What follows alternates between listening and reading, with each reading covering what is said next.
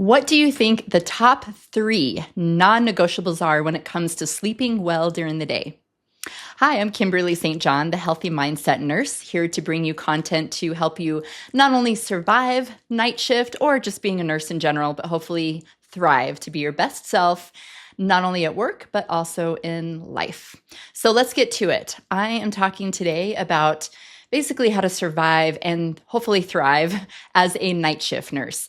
I'm currently working day shift, but I was night shift for 3 years, and that was pretty recently. I literally just switched over to day shift, I think about 6 months ago. Maybe it's been a little bit longer on days. And so I definitely understand what it feels like to be a night shift nurse. And honestly, I don't think I even realized how tired I was until kind of recently, how I'm feeling so much more awake during the days, working days now. But I feel for you night shift people. Some of you may love it and want to continue working night shift. And I did for a long time, so I totally get it.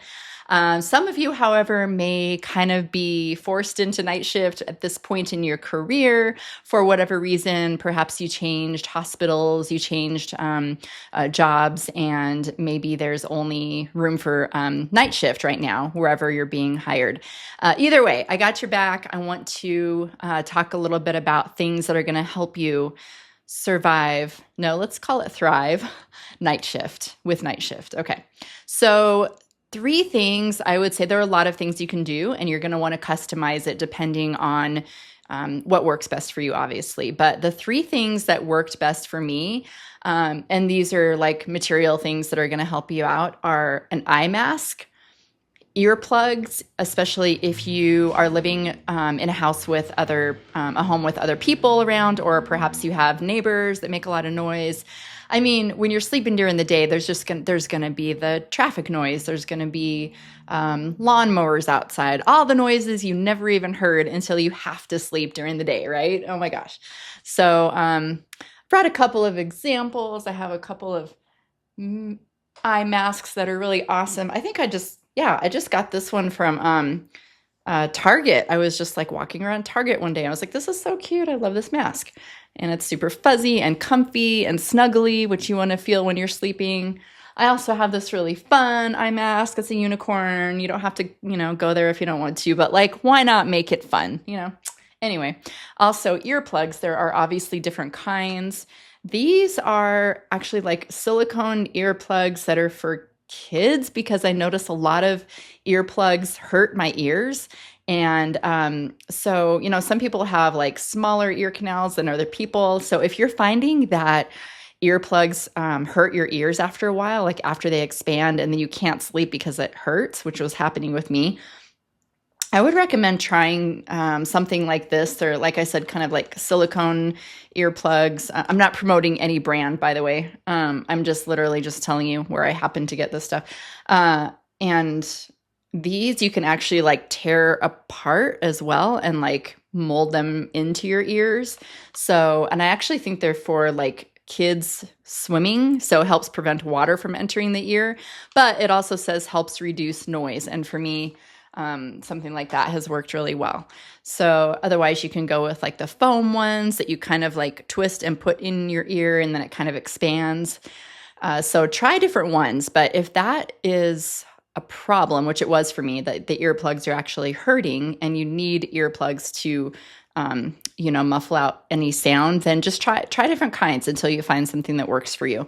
My third non-negotiable was, I want to say, blackout curtains. The curtains in my bedroom aren't necessarily like complete and total blackout, but pretty much. I mean, they're like really thick curtains, and then they go even above the like curtain rods so that you don't have light streaming in. It's amazing what happens when you are trying to sleep during the day and you see light and you hear sound that normally it would never bother you, even if you're just like having a quiet day at home and you feel like everything's just so nice and quiet. But when you have to sleep because you know that you have to work that night, oh my God, every little sound, every little stream of light that you just didn't even realize existed is just there in your face. and in your ears. So that's really fun. So yes, it's absolutely necessary to try different products, different things that are going to help you out. So besides those three non-negotiables, eye mask, earplugs, and blackout curtains.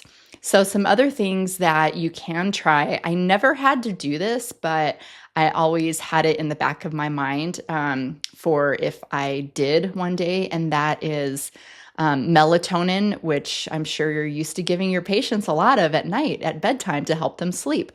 Well, as you may know, you can also get it over the counter. So if you're really having trouble sleeping well during the day, like I said, I never had to do it because I was always luckily able to sleep at least okay during the day.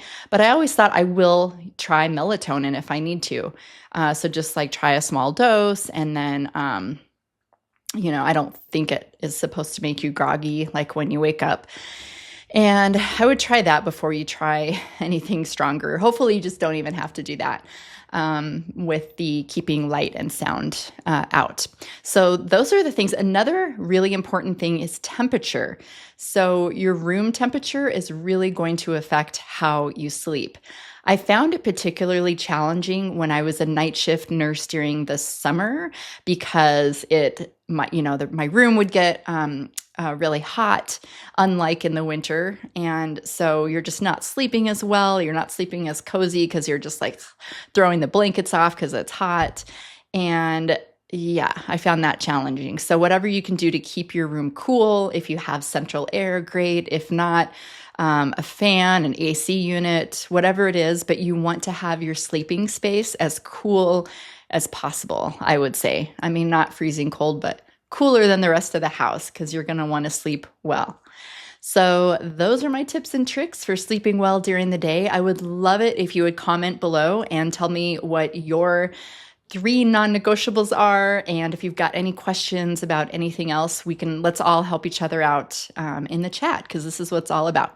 Community and sharing ideas, and let's help each other be the best nurses that we can and the healthiest, happiest people we can be, even on our days off as well. So thank you so much for watching. I really appreciate it, and have a great day. I will see you in the next video.